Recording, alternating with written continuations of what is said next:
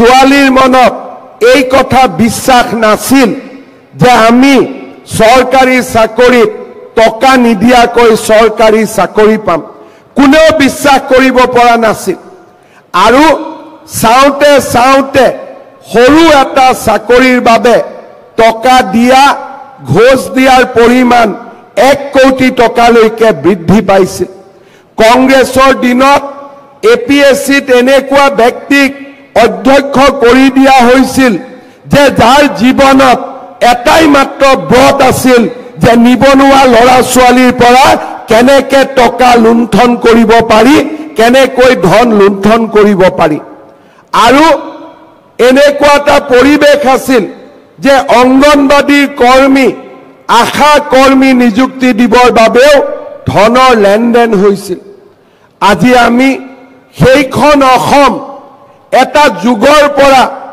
আন এটা যুগলৈ পৰিৱৰ্তনৰ বাবে কাম কৰিছো কংগ্ৰেছৰ দিনত থকা পংকিলতাক আঁতৰাই আজি আমি স্বচ্ছতাৰ এটা নতুন দিগন্তলৈ গতি কৰিছো কোনোবাই খুদিছে যে আমাক প্ৰশ্ন কাকতখন ঘৰত আনিব দিব লাগে আমি কৈছো ঘৰলৈকে লৈ যাওক কোনোবাই কৈছে যে আমাক ওএমআৰ সিটখন চাব দিব লাগে আমি কৈছো সেইখনো লৈ যাওক কতু কোনোবাই কৈছে যে প্ৰশ্নৰ উত্তৰ কেটা আপোনালোকে এনসাৰ কিটো ঠিক কৰি বনাইছে নে নাই তাকো আমি চাব খুজিছো আমি কৈছো সেইটো চাই লওক স্বচ্ছতাৰ এটা নতুন দিগন্তলৈ আমি গতি কৰিছো আজি অসমৰ যুৱক যুৱতীৰ মাজত এটা ভাবিব নোৱাৰা আত্মবিশ্বাস আহি পৰিছে ঋণাত্মক পৰিৱেশবিলাক সলনি হৈছে আৰু লাহে লাহে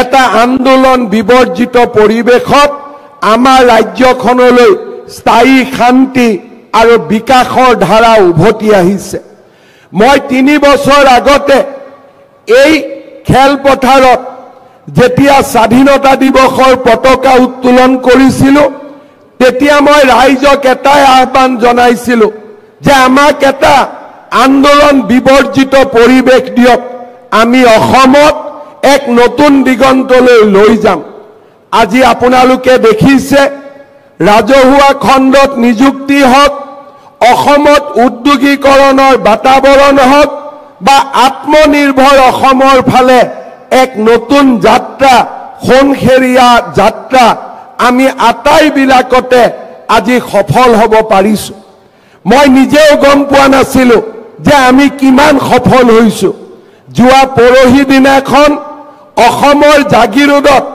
সেমিকন্ডাক্টৰ ইণ্ডাষ্ট্ৰি আমি আনিছিলো ময়ো গম পোৱা নাছিলো যে কিমান ডাঙৰ ইণ্ডাষ্ট্ৰি আমি অসমত আনিছিলো কিন্তু যোৱা পৰহি যেতিয়া কৰ্ণাটকৰ মন্ত্ৰী এজনে কান্দিব আৰম্ভ কৰিলে যে কৰ্ণাটকৰ পৰিৱৰ্তে অসমত কিয় এই উদ্যোগ গল তেতিয়া মই বুজি পালো যে অসমে আজি এক নতুন দিগন্তলৈ গতি কৰিছে আৰু কৰ্ণাটকৰ দৰে ৰাজ্যয়ো আজি অসমৰ সফলতাত ঈৰ্ষান্বিত হ'বলগীয়া হৈছে তাতকৈ মোৰ জীৱনত আন ডাঙৰ প্ৰাপ্তি আন একোৱে হ'ব নোৱাৰে তাক মই বিশ্বাস কৰোঁ আজি আমি ইমান দিনে অভিযোগ কৰিছিলো যে কৰ্ণাটকত উদ্যোগীকৰণ হৈছে অসমত কিয় উদ্যোগীকৰণ হোৱা নাই আজি কৰ্ণাটকৰ মন্ত্ৰীয়ে আজি ৰাজহুৱাভাৱে কান্দিব আৰম্ভ কৰিছে যে অসমত কিয় উদ্যোগ হৈছে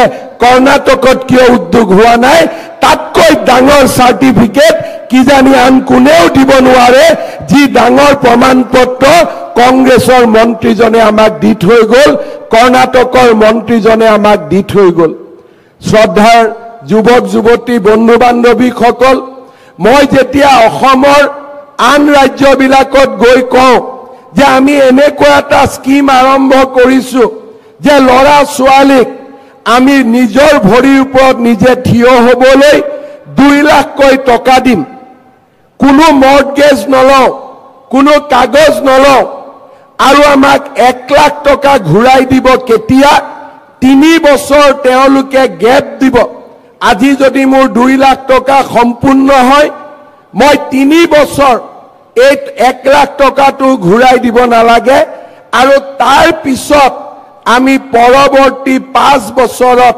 এই টকাখিনি সৰু সৰু ইনষ্টলমেন্টৰ জৰিয়তে আমি উভতাই দিম 1 লাখ টকা আমি উভতাই দিব নালাগে আৰু বাকি 1 লাখ টকা আমি কেতিয়া উভতাই দিয়া সম্পূৰ্ণ কৰিম 8 বছৰ পিছত মই যেতিয়া জেনেকে এনেকুৱা ধৰণৰ আঁচনিৰ কথা কওঁ তেতিয়া মানুহে আন চৰকাৰসমূহ আচৰিত হয় ৰাইজ আচৰিত হয় যোৱাকালি মই হাৰিয়ানাত আছিলোঁ মই এই আঁচনিৰ বিষয়ে কৈছিলোঁ আৰু ৰাইজক মই কৈ আহিছিলোঁ যে আপোনালোকে মোৰ ফেচবুক চাই থাকিব অহাকালি 11টা বজাত আমি প্ৰথম 25,000 ল'ৰা ছোৱালীক এই আঁচনিৰ ধন আমি হস্তান্তৰিত কৰিম বহুতে মোক বিশ্বাস কৰা নাছিলে কয় বেংকত যাব নালাগে বোলে নালাগে কোনো কাগজো দিব নালাগে বোলে নালাগে মৰ্টগেজো দিব নালাগে বোলে নালাগে বোলে টকাখিনি যদি ঘূৰাই নিদিয়ে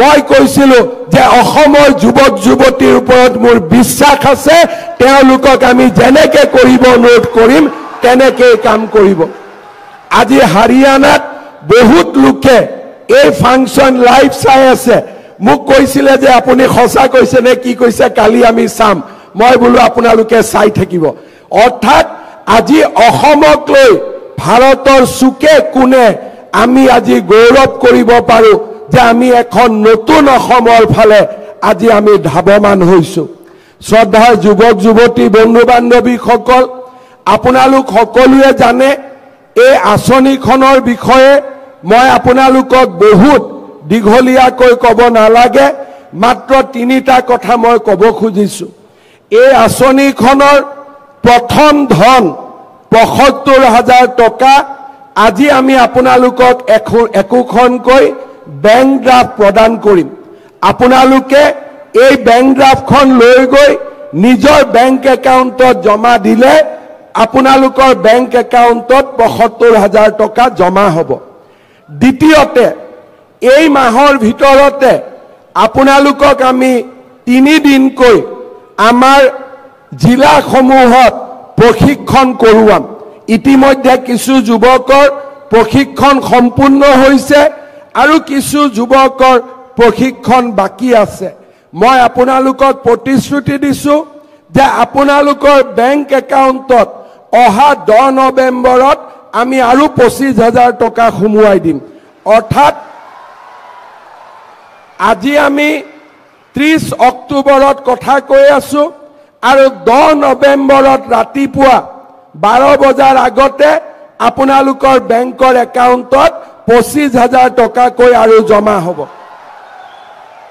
সত্ৰ দুটা 3 দিনীয়া প্ৰশিক্ষণটো সকলোৱে কৰিব লাগিব আৰু আপোনালোকক আজি সময়ৰ অসুবিধাৰ বাবে আমি কোনো আন্ডাৰটেকিং এখন সৰু সহি কৰাব খুজিছো কিন্তু আপোনালোকক আমাৰ জিলাৰ পৰা একোখনকৈ চুক্তিপত্ৰ দিয়া হ'ব তাত একো লিখা নাই যে 1 লাখ টকা ঘূৰাই দিব নালাগে আৰু 1 লাখ টকা 3 বছৰ গ্যাপ দি 5 বছৰত ঘূৰাই দিব লাগে এই কথাখিনিয়ে লিখা এখন কাগজ পাব এই দুইটা কাম আপোনালোকে 10 নৱেম্বৰৰ ভিতৰত সম্পূৰ্ণ কৰিব আৰু এক্সেক্টলি 10 তাৰিখে আপোনালোকৰ বেংক একাউণ্টত অতিৰিক্ত 25,000 টকা আমি সোমাই দিম ইয়াৰ পিছত এই আঁচনিখন কেনেকৈ আগবাঢ়ি যাব আমি এজন আপোনালোকৰ লগত একোজন যুৱকক আমি নিযুক্তি কৰিছো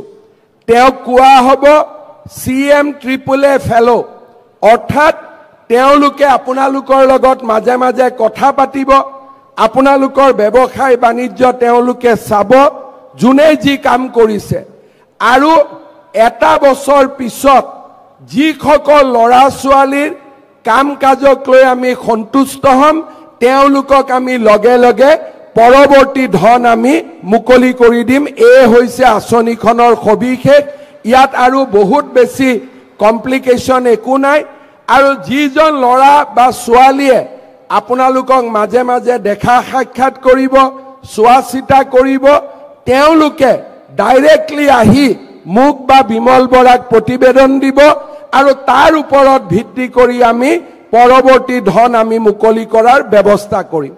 আজি 25,000 ল'ৰা ছোৱালীক আমি মাতিছো। আন বহুত ল'ৰা ছোৱালীয়ে অপেক্ষা কৰিছে যে আৰু বাকী 75,000 ল'ৰা ছোৱালীয়ে কেতিয়া এই আঁচনি পাব। এই অহা মাহৰ 5 অক্টোবৰ তাৰিখে আমি আবেদনৰ পোৰ্টেল মুকলি কৰি দিম, যাতে আৰু 75,000 হিতাধিকাৰীক আমি অতি সোনকালে এই ধন আমি মুকলি কৰি দিব পাৰোঁ। শ্ৰদ্ধাৰ যুৱক যুৱতী বন্ধু বান্ধৱীসকল, আমাৰ লক্ষ্য 2 লাখ ল'ৰা ছোৱালীক আমি সৃষ্টি কৰা। মোৰ প্ৰচেষ্টা হ'ব যে এই প্ৰক্ৰিয়া যদি সফল হয়, পৰৱৰ্তী দিনত আৰু 1 লাখ যুৱক যুৱতীৰ বাবে এই আঁচনি আমি মুকলি কৰি দিব খুজিছো। অৰ্থাৎ সৰ্বমুঠ 2 লাখ ল'ৰা ছোৱালীক আমি এই আঁচনিৰ জৰিয়তে আমি আত্মনিৰ্ভৰ অসমৰ ফালে লৈ যোৱাৰ বাবে আমি চেষ্টা কৰিম।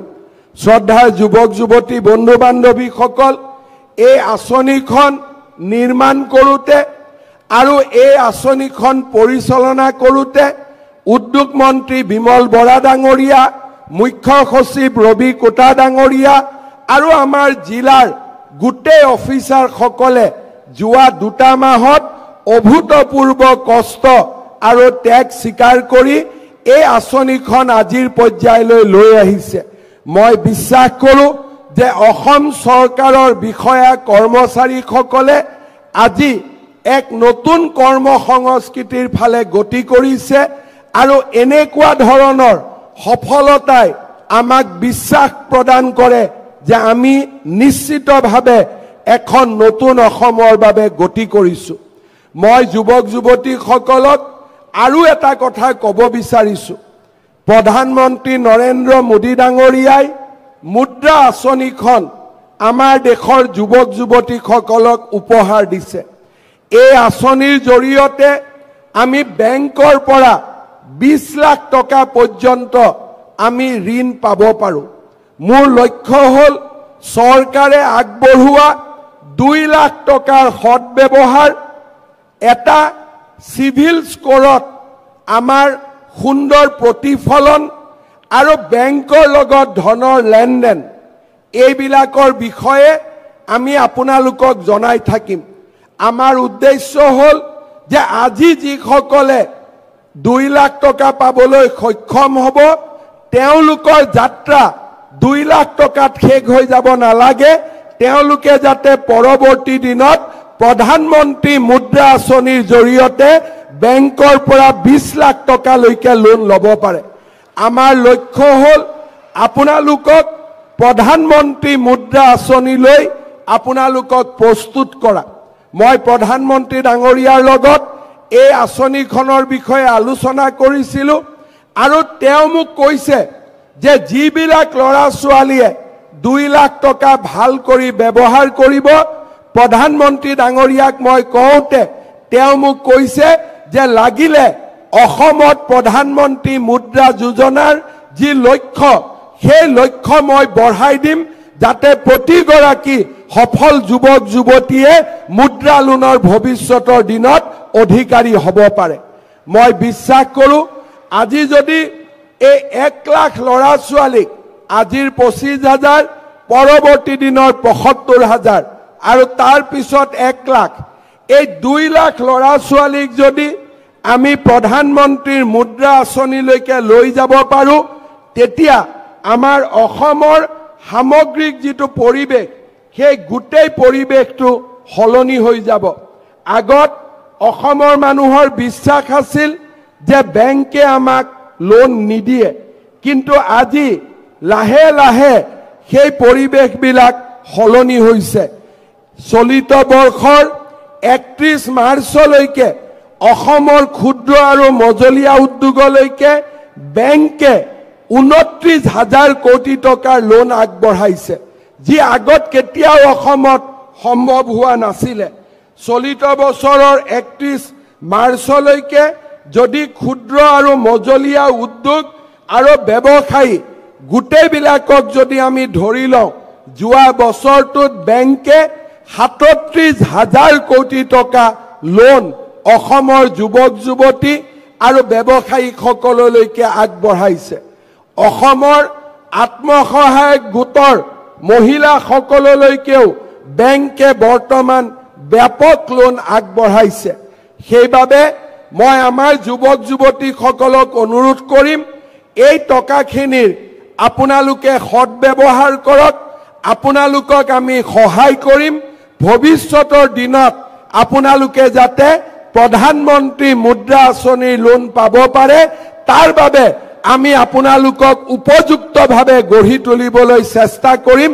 আপোনালোকে মাত্ৰ আমাক সহায় আৰু সহযোগিতা কৰক। আজিৰ এই সুন্দৰ দিনটোত মই তাৰে আপোনালোকক আহ্বান জনাম। শ্ৰদ্ধাৰ যুৱক যুৱতী বন্ধু বান্ধৱীসকল, আমাৰ লক্ষ্য হ'ব লাগে যে এখন আমি যাতে আটায়ে মিলি সুন্দৰ অসম নিৰ্মাণ কৰিব পাৰোঁ। সততে আন্দোলন, সততে হতাশা ই কেতিয়াও সমাধানৰ ৰাস্তা হ'ব নোৱাৰে। যি যুৱক যুৱতীৰ মনত আশা থাকে, হতাশাই যাক কেতিয়াও আন্ধাৰ কৰিব নোৱাৰে, তেনেকুৱা যুৱক যুৱতীয়ে সফল হ'ব পাৰে। জীৱনত ঘাট আৰু প্ৰতিঘাত থাকে, কিন্তু সেই ঘাট আৰু প্ৰতিঘাতক যোনে সাহসেৰে পৰাজিত কৰিব পাৰে তেওঁৱে সফলতা জীৱনত অৰ্জন কৰিব পাৰে।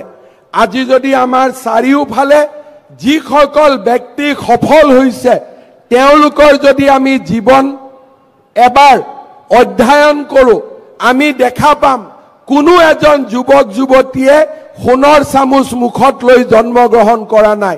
সেইসকল যুৱক যুৱতীয়েহে সফল হৈছে যোনে জীৱনক সংগ্ৰাম বুলি স্বীকাৰ কৰিছে, যে এই জীৱনত মই পিতৃ মাতৃৰ কোলাত জন্ম হোৱাৰ দিনৰ পৰা মই সংগ্ৰাম কৰিছোঁ আৰু জীৱনৰ শেষ মুহূৰ্তলৈকে মই সংগ্ৰাম কৰিম আৰু সংগ্ৰামক মই ভয় নকৰোঁ।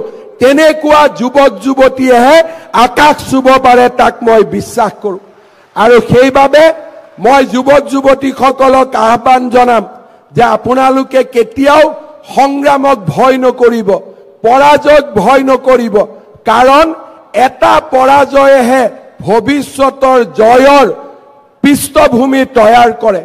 যি ল'ৰা ছোৱালীয়ে জীৱনত এবাৰ পৰাজয় হয় আৰু পৰাজয়ক যোনে গ্ৰহণ কৰিব নোখোজে, পৰাজয়ক বিজয়লৈকে পৰিৱৰ্তন কৰিব খোজে, তেনেকুৱা যুৱক যুৱতীয়ে নিশ্চিতভাৱে সফল হয়।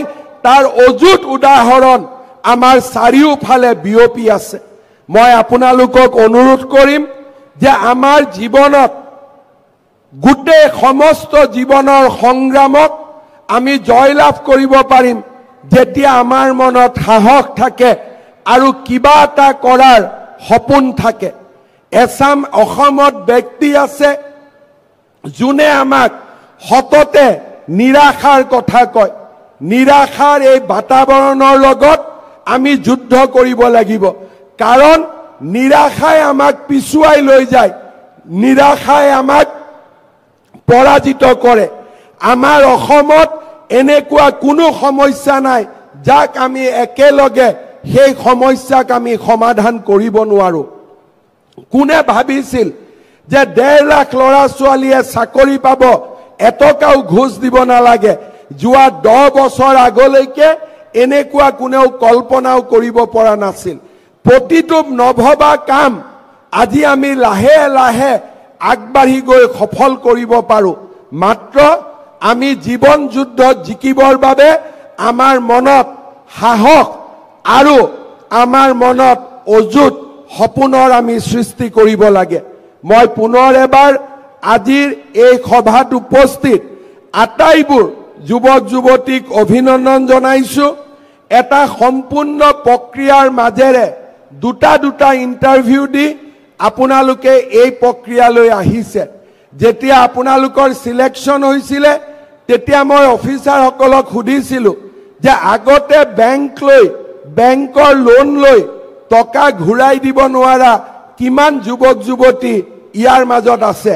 তেতিয়া অফিচাৰসকলে মোক কৈছিলে যে স্যাৰ, প্ৰথম বেটছত আমি যিমান ল'ৰা ছোৱালী সিলেকশ্যন কৰিছোঁ সকলোৰে সিভিল স্কোৰ ভাল, কাৰো বেংকত ঘূৰাই নিদিয়াৰ অভিযোগ নাই, সকলো সুন্দৰভাৱে কাম কৰা এছাম উঠি অহা যুৱক যুৱতী মই আপোনালোকক অভিনন্দন জনাইছো। কেতিয়াবা কেতিয়াবা প্ৰশ্ন হয় যে এই লোন পালে আমি চাকৰি কৰিব নোৱাৰো নেকি? মই এটাই কথা কম যে এই লোন ললেও চাকৰিৰ বাবে আমি আবেদন কৰিব পাৰো, তাত কোনো অসুবিধা নাই। মাত্ৰ চৰকাৰী চাকৰি পালে আপোনালোকে লোনটো ঘূৰাই আমি চৰকাৰৰ পৰা পোৱা টকাখিনি ঘূৰাই দিব লাগিব।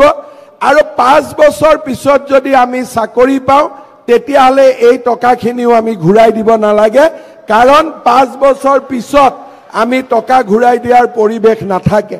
কিন্তু তৎকালীনভাৱে যদি কোনোবাই চাকৰি পায় তেতিয়াহলে আপোনালোকে টকাকেইটা উভতাই দিব লাগিব। শ্ৰদ্ধাৰ যুৱক যুৱতী বন্ধু বান্ধৱীসকল, মই যদিও চাকৰিৰ প্ৰসংগটো আনিছো, মই অনুৰোধ কৰিম আপোনালোকৰ মনত, আপোনালোকৰ বুকুত ইমান সাহস আছে, আপোনালোকে জব সিকাৰৰ পৰিৱৰ্তে জব গিভাৰ হোৱাৰ বাবে চেষ্টা কৰক। অৰ্থাৎ আপোনালোকে এনেকে কাম কৰক যাতে 2জন ল'ৰাক আপোনালোকে কৰ্ম সংস্থাপন দিব পাৰে। চৰকাৰী চাকৰি আমাক এটা নিৰ্দিষ্ট জীৱনত আবদ্ধ কৰি ৰাখিব। চৰকাৰী চাকৰিয়ালে চাকৰি পোৱা দিনাখনেই তেওঁলোকৰ জীৱনৰ সপোনবিলাক শেষ হৈ যায়।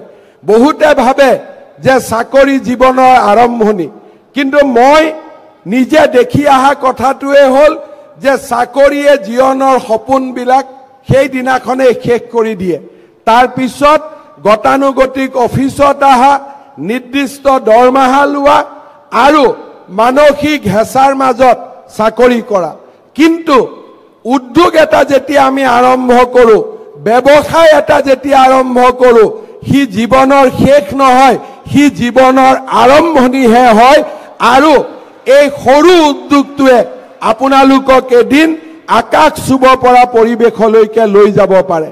চাকৰিয়ে জীৱনৰ সপোন ৰুদ্ধ কৰে আৰু ব্যৱসায় আৰু উদ্যোগে জীৱনৰ সপোন মুকলি কৰে। এইটোৱে হৈছে আমাৰ মাজত ডিফাৰেন্স। মধ্যবিত্ত পৰিয়াল আৰু আমাৰ মাজত থকা দুখীয়া পৰিয়ালসকলে ভাবে যে চাকৰি এটা পালো আমি আৰু নিশ্চিত হলো। ময়ো মানো চাকৰি এটা পালো আমি নিশ্চিত হলো। কি নিশ্চিত হলো? মাহৰ দৰমহাটো আমি নিশ্চিত হলো।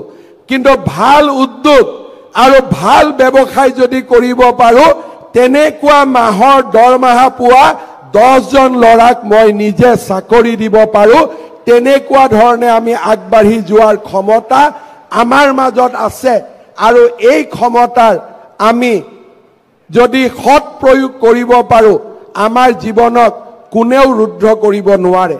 মই পুনৰবাৰ আপোনালোকক অভিনন্দন জনাইছো।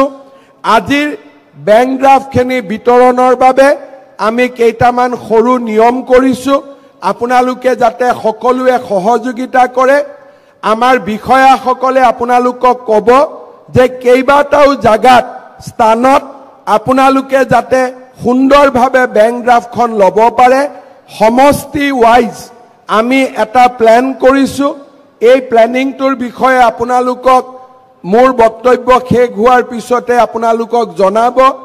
এটা এটা সমষ্টিত 200-200জন ল'ৰা ছোৱালী প্ৰায় এই আঁচনিৰ বাবে নিৰ্বাচিত হৈছে। 200জন ল'ৰাই লাইন পাতি বেংক ড্ৰাফ্ট লৈ চহী কৰোঁতে যদি 3 মিনিটকৈ লাগে, আমাক 600 মিনিটৰ প্ৰয়োজন হ'ব। অৰ্থাৎ 5-6 ঘণ্টাৰ আমাৰ প্ৰয়োজন হ'ব। কৰবাত 3-4 ঘণ্টাৰ প্ৰয়োজন হ'ব। সেইবাবে মই আপোনালোকক দীঘলীয়াকৈ ক'ব নোখোজো, যাতে সন্ধিয়া 5 বজাত বা 4 বজাত আপোনালোকে উভতি যাব পাৰে। কাৰণ এজনে বেংক ড্ৰাফ্টখন পালেও শেষজনে বেংক ড্ৰাফ্টখন নোপোৱালৈকে আমি ইয়াত ৰখিয়ে থাকিব লাগিব। সেইকাৰণে মই আহ্বান জনাম, কোনে আগত পায় তাৰ বাবে চিন্তা কৰিব নালাগে। সকলোৰে বাবে বেংক ড্ৰাফ্ট আছে, সকলোৱে লৈ যাব। শেষৰজনৰ হলেহে আপোনালোক যাব পাৰিব। সেইকাৰণে সুন্দৰ শৃংখলাৰ মাজেৰে আপোনালোকে এই কাম ফেৰা সমাপন কৰিব আৰু পুনৰবাৰ আপোনালোকক মই অনুৰোধ কৰিম যে আপোনালোকক আমাৰ বিষয়াসকলে যোগাযোগ কৰিব 3 দিনৰ প্ৰশিক্ষণ কোনে কোনে ইতিমধ্যে প্ৰশিক্ষণ ললে হাত দাঙক প্ৰায়বিলাকে প্ৰশিক্ষণ ললে যিসকলে প্ৰশিক্ষণ লোৱা নাই তেওঁলোকক এই মাহৰ ভিতৰতে আমি প্ৰশিক্ষণ দিম আৰু পৰৱৰ্তী 25,000 টকা কোন তাৰিখে পঠাই দিম 10 নৱেম্বৰ মই ডেটটো নুচুৱাকৈ কৈছো যদি ৰবিবাৰ হয় তেতিয়ালে 11 নৱেম্বৰ হৈ যাব হা পিছত আৰু নকব কিন্তু মই নেদেখাকৈ কলো ভাষণত কৈ থাকোতে ডেটটো মনত আহিল মই কৈ দিলো কাৰণ 10 তাৰিখে আমি অৰুণোদয় বিলাক পঠাও সেইকাৰণে 10 তাৰিখটো মূৰত থাকে সেইকাৰণে 10 তাৰিখটো কৈ দিলো কিন্তু 10 তাৰিখটো যদি কিবা কাৰণত ৰবিবাৰ বা 4th Saturday হয় তেতিয়ালে 11 তাৰিখে পাব এই কথাখিনিকে কৈ পুনৰ এবাৰ আপোনালোকক ধন্যবাদ আৰু অভিনন্দন জনাই মই মোৰ বক্তব্যৰ সামৰণি মাৰিছো মোৰ লগত একেলগে কব ভাৰত মাতা কি জয় আই অসম বহুত